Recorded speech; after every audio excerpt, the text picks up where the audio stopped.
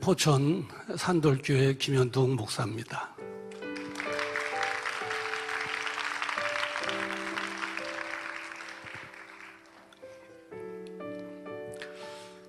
저는 둔날개를 만나서 목회자로서 정말 행복하고 그리고 신바람 나는 목회를 하고 있습니다. 이렇게 되기까지 순탄치 않은 과정들이 있었습니다. 1993년도 상가에서 개척하여 10년차 되었을 때 영적으로나 육체적으로 지쳐가고 있었습니다.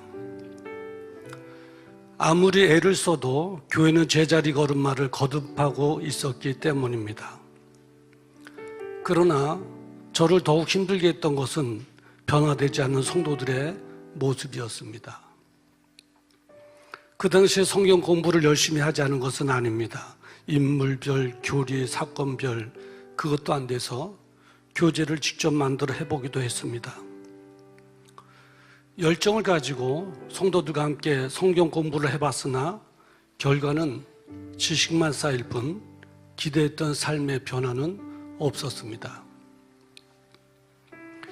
그 당시 제 나름대로 건강한 교회, 부흥하는 교회를 만들기 위해서 여러 목사님들이 그렇듯이 저도 여러 세미나를 다녀보기도 했습니다. 그러나 그때뿐 근본적으로 큰 도움이 되지를 못했습니다. 나름대로 누구 못지않게 전도도 열심히 했습니다. 그 당시 아파트를 다니며 전도지를 넣고 주변 마을을 돌고 나면 저 아내는 파김치가 되어 집으로 돌아오곤 했습니다. 몇 사람 전도되어 교회에 나오기는 했지만 둘러볼 뿐이지 다음 주에 그 얼굴이 보이지 않았습니다. 목사님, 다음 주에 꼭 나올게요.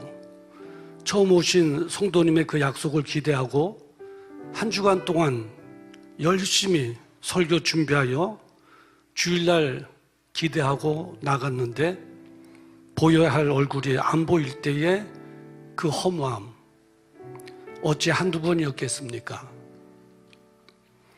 어떻게 하면 붙잡을 수 있을까? 어떻게 하면 정착시킬 수 있을까? 정착시킬 수만 있다면 애원이라도 하고 싶은 간절한 마음이었습니다. 그러나 저에게는 정착시킬 그 능력도 또 뚜렷한 방법도 없었습니다.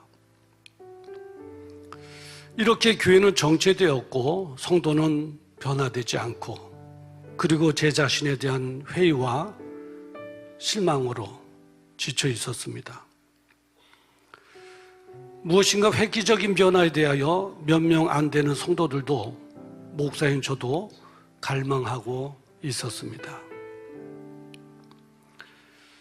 어느 날 건강검진을 받으러 대학병원에 가게 되었는데 저는 거기서 놀라운 것을 발견했습니다. 뭐냐면 한 건물 안에 모든 시스템이 너무 잘 갖춰져 있었던 것입니다. 주차, 안내, 접수, 진료, 수납. 그날 저는 집에 돌아와서 곰곰이 생각해 봤습니다. 대학병원처럼 갖춰진 그 시스템과 같은 목회를 위한 종합 시스템은 없을까? 있다면 어디에 있을까? 밤새도록 생각해 보았습니다. 그럴 즈음에 어느 날 신문 광고를 통하여 둔날개 컨퍼런스 소식을 접하게 되었습니다. 저는 광고를 보자마자 컨퍼런스에 등록했고 설레는 마음으로 컨퍼런스에 참석했습니다. 이것이 하나님께서 제 목회에 획기적인 변화를 가져다 준 전환점이 되었고 막혔던 숨이 확 트이는 계기가 되었습니다. 컨퍼런스 동안 한없이 울고 웃으며 너무 많은 은혜와 감동을 받으면서 느낀 것이 있었습니다. 뭐냐면 은혜 받는 자리, 은혜 받는 사람 옆에 있는 것이 복이라는 것을 말입니다. 뿐만 아니라 김성호 목사님의 성령 충만한 열정적인 강의는 메말라진 저의 심령의 갈증을 시원하게 채우고 있었습니다. 컨퍼런스 기간 내내 하나라도 더 가르쳐주기 위해 하셔서 애쓰고 땀 흘리시는 그 모습, 그리고 끝까지 남아 기도해 주시는 그 모습 속에서 목사님의 인격과 하나님을 향한 열정을 보게 되었습니다. 그 모습을 본 저는 나의 모델 대신 목사님의 가르침에 내 모든 것 다 내려놓고 곰처럼 묵묵히 따라가야 되겠다고 마음속으로 또 다짐했습니다. 컨퍼런스를 마치고 1단계 집중훈련에 바로 참석했습니다. 그리고 돌아가며 바로 시작하라는 말씀에 집중훈련을 마치고 바로 행복 모임을 시작했습니다. 그 당시에 궁금한 것이 많아서 먼저 하신 지역장 목사님께 전화를 했습니다. 그분이 하시는 말씀이 행복 모임 하니까 한 주도 빠짐없이 등록하는 성도들이 생기더라는 것입니다. 저는 이렇게 생각했습니다. 나를 위로하기 위해서 하시는 말씀이구나. 여러분도 아시듯이 요즘처럼 목회가 어려울 때에 한 주도 빠짐없이 등록 성도가 있을 수 있을까? 그런데 그 말이 사실이라는 것을 두날개를 적용하면서 행복 모임을 실시하고 난 뒤에야 알게 되었습니다. 그저 시키는 대로 했을 뿐인데 정말 등록 성도가 없는 주일이 이상할 정도로 매주일마다 새 가족을 보내주셨습니다. 양육반을 모집하여 성경 공부를 시작할 때면 다음 파스 양육반의 대상자가 없을 듯 했지만 행복 모임을 통하여 등록하는 새 가족으로 이번에도 신바람 나게 양육반과 제자학교, 제자대학 성경 공부를 계속하고 있습니다. 때로는 행복 모임이 힘들 때도 있었지만 그러나 포기하지 않고 지속 반복적으로 행복 모임을 하니까 전도되어 오는 성도도 있었고 또 우리의 열정을 보시고 주님께서 보내주시는 영혼도 많았습니다. 뿐만 아니라 예비된 일꾼도 끊임없이 보내주셨습니다. 지금 저희 교회 분위기는 행복 모임을 통하여 모든 성도들이 영혼을 살리는 전도에 집중되어 있습니다. 저는 하나님께서 하신 일이라 믿습니다. 컨퍼런스에서 사례 발표라는 목사님들의 회복 캠프에 대한 간증을 들었을 때 정말 역사가 일어날까 의심도 했습니다. 아침 9시부터 오후 9시까지 12시간을 하는데 그 중간에 주류에서 가는 사람 한 사람도 없고 회복 캠프를 통해서 회개와 치유의 역사들이 일어난다? 정말 믿어지지 않았습니다. 그런데 배운 대로 회복 캠프를 해보니까 진짜로 12시간도 부족했습니다. 인도하는 제 자신도 놀랄 정도였습니다. 중간에 가는 성도들이 있을까 걱정했는데 한 사람도 없었습니다. 더 놀라운 것은 그 시간을 통해 마음의 깊은 상처가 치유되고 습관적인 죄로부터 진정한 해방을 누리고 영육 간의 회복과 치유를 경험한 성도들이 서로 간증을 하겠다고 나서는데 정말로 은혜가 되었습니다. 20년 이상 결벽증으로 시달렸던 집사님이 있었습니다. 그 집사님은 날아가는 새의 똥이 머리에 떨어질까 봐 항상 모자를 쓰고 다녔고 그리고 공기에 먼지가 묻을까 봐 상의 에리를 바싹 세우고 다녔습니다.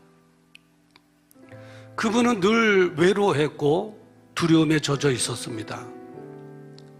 그 집사님은 회복 캠프에 하루 종일 참여했고 밤 9시쯤 회복 캠프가 끝나자마자 제일 먼저 나오셔서 눈물을 흘리며 자신의 간증을 했습니다.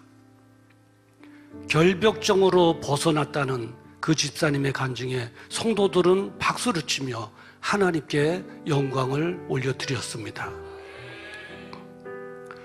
평생 우울증과 두통으로 고생했던 집사님이 회복 캠프를 통하여 주님의 큰 은혜를 체험하고 치료받는 놀라운 역사도 일어났습니다. 저희 교회는 회복 캠프를 통하여 주시는 놀라운 간증들이 차고 넘치고 있습니다. 회복 캠프를 통하여 성령의 강력한 임재와 치유의 역사를 통해 복음의 절대 능력을 체험하고 그 결과로 성도들의 신앙은 뜨거워졌고 헌신적으로 변했습니다. 많은 성도들은 지금도 다음 캠프를 사모하며 기다리고 있습니다. 배운 그대로 실천했더니 하나님께서 역사하셨습니다. 저희 교회에 양육과 훈련이 정착되기까지 결정적인 몇 가지 사례가 있습니다. 그 첫 번째 사례가 우리 지금의 김호영 장로님입니다. 저에게 있어서 중요한 일꾼이며 교회 핵심 멤버입니다. 그런데 이분이 학점 관리가 안 되어 유급이 될 지경에 이른 것입니다. 사업상 부득이한 경우였기 때문에 다른 성도들의 관심은 목사님께서 핵심 멤버인 이분을 정말 유급시킬까? 아니야, 절대 유급시키지 않을 거야. 여기에 집중되어 있는 듯 했습니다. 그 당시에 어떻게 해야 할지 갈등이 있었습니다. 왜냐하면 그들이 일기생들이었고 또 교회 중직이었기 때문에 유급을 시키면 두 날개를 정착하기도 전에 목회 어려움을 가져오게 되지는 않을까 하는 생각 때문이었습니다. 그래도 철저하게 하라는 가르침대로 따르기로 결심했습니다. 그 사건을 계기로 우리 목사님은 철저하게 하시는 분이 각인이 되었고 양육과 훈련을 받는 사람들은 더 엄격한 학점 관리를 하게 되는 계기가 되었습니다.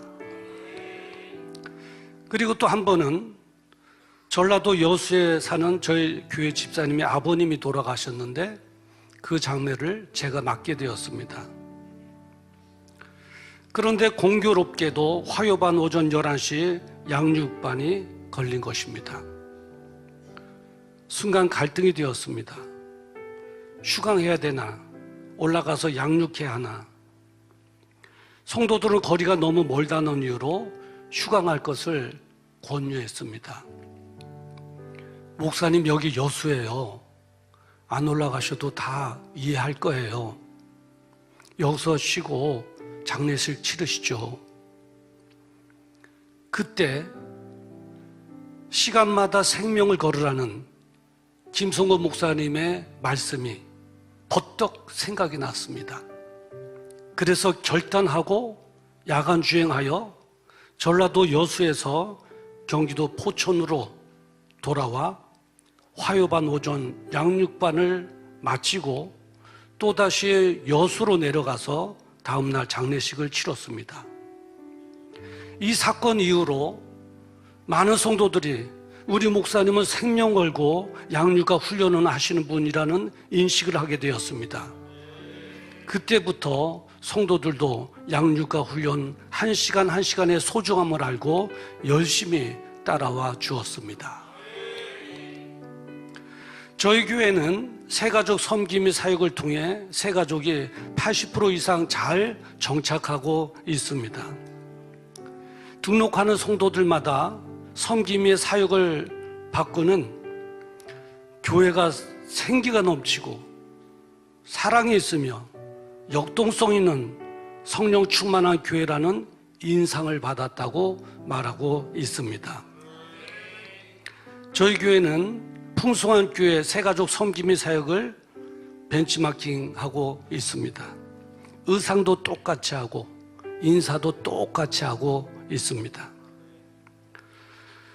시간이 지날수록 사역량이 양이 많아졌고 몸은 지쳐가고 있었습니다. 힘들고 피곤했지만 다른 것은 포기가 되어도 두 날개만큼은 절대 포기할 수 없었습니다. 왜냐하면 하나님께서 나에게 주신 마지막 기회라고 생각했기 때문입니다. 그래서 기도한 끝에 3가지만 하기로 마음을 먹었습니다. 그 하나는 시간 있으면 잠자자. 그리고 시간 있으면 운동하자. 그리고 목회하자. 목회를 위해서 잠자고, 목회를 위해서 운동하고, 이것 외에는 다 정리하자. 결심했습니다. 이 3가지에 집중한 결과 2날개를 충분히 할 수가 있었습니다. 지금은 훈련된 평신도 사역자들이 동역해주는 관계로 얼마나 행복한지 모릅니다. 빼놓을 수 없는 것은 필리핀 아우리치입니다. 교회 청년들이 참여하여 많은 은혜를 받고 변화된 모습으로 돌아온 그들의 모습을 보면서 부모님들이 얼마나 기뻐하는지 모릅니다. 그 중에 한 사람이 바로 저입니다. 둘째 아들이 진로가 정해지지 않아서 방황하고 있을 때 권면에서 필리핀 아우리치에 참여하도록 했습니다. 본인도 바람이라도 쐬겠다는 가벼운 마음으로 생각하고 참여했는데 그곳에서 놀라운 은혜를 체험했습니다. 비록 짧은 시간이지만 가치관이 변하고 세계관이 변하고 사람이 완전히 180도가 바뀌어서 돌아온 것입니다. 그 방을 멈추고 이삭 디자인 인테리어라고 하는 회사를 창업을 했습니다. 그리고 비중화 꿈을 가지고 지금 열심히 일하고 있습니다. 그 모습을 볼 때 필리핀 아우리치가 아니었으면 어떻게 되었을까? 그저 하나님의 크신 은혜에 감사할 뿐입니다. 방황을 멈추고 가치관을 바꾸며 새로운 삶을 시작하는 데 있어서 필리핀 아우리치보다 더 좋은 곳은 없다고 생각합니다. 2날개를 시작하고 지금까지 열매를 보면 첫 번째로 성도의 가치관의 변화로 교회가 건강해지고요. 둘째로 영혼을 살리는 전도의 열정으로 가득하며 셋째로 평신도 일꾼들이 세워져 헌신적으로 사역을 하고 그리고 넷째로 온 성도들이 열방을 향한 세계 비전으로 하나가 되었다는 것입니다. 그리고 양적으로도 크게 부흥하는 축복을 누리고 있습니다. 지금도 매주 등록하는 새 가족으로 인하여 성도들이 기쁨을 누리고 있습니다. 뿐만 아니라 훈련된 디렉터와 셀리더 국장 그리고 팀 사역자들과 즐겁고 행복한 목회를 하고 있습니다. 그리고 필리핀 선교를 마치고 잘 훈련되어 돌아온 청년들이 반주자로, 찬양단원으로, 교사로, 행복모임 사역자로 기대 이상의 사역을 잘 감당해주고 있습니다. 전도하여 영혼을 살리고 양육과 훈련으로 일꾼을 세우고 뿐만 아니라 해외 선교까지 뻥 뚫려진 2날개 병원의 잘된 시스템을 보면서 목회를 위한 종합 시스템은 없을까?